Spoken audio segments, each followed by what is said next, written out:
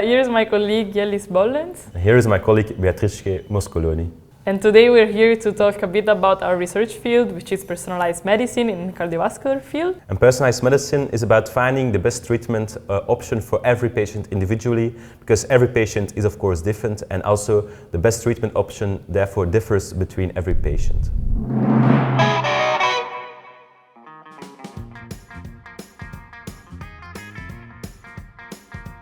Personalized medicine looks different based on the application, right? What does it look like in your case? Yeah, in some individuals, the aorta, which is the main artery from which blood exits the heart towards the rest of the body, is enlarged. So the diameter of the aorta is increased. And just like in a balloon, if you inflate a balloon too much, also the aorta can burst. Of course, we want to prevent this, and this can be prevented by undergoing surgery.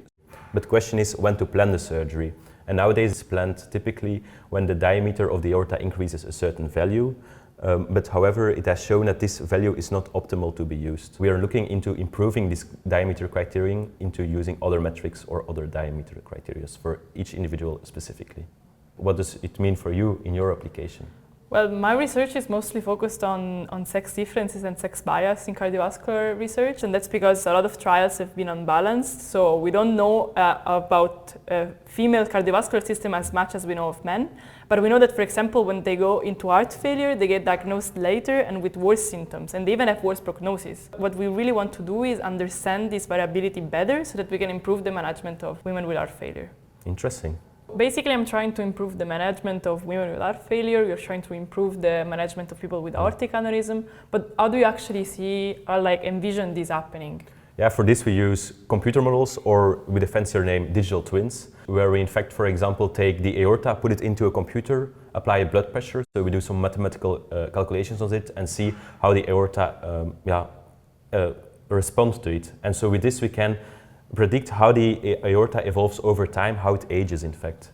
That's pretty cool actually, because what you're trying to do is to predict over time. What I would really want to do is something similar. So I want to use these digital replicas so that I can input there all these differences that you see between male and females. And then with similar inputs, as you're saying, so for example, blood pressure, I can understand how and if women actually do respond differently to these inputs, and then why they will be, for example, developing heart failure more.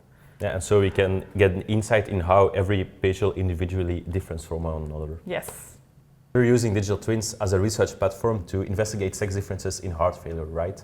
But we can go even further. We can investigate how small cellular scales interact with large organ scales and how they can contribute to developing diseases. But that's really cool, because in a predictive sense, then you can even give clinicians more information on more levels. Yeah, indeed. We are doing this interesting research in a research group called BioMMedA, part of Ghent University. However, I'm also collaborating with Guy Leuven with the soft tissue biomechanics group. And I'm also part of the Berlin Club at TU Delft, and together we are collaborating in a bigger European project called Vital, in which we collaborate with European institutions and an institution in New Zealand. So if you like the sneak peek that we gave you today and you're interested in knowing more about how these models are shaping the future of healthcare, visit our website and follow us on LinkedIn.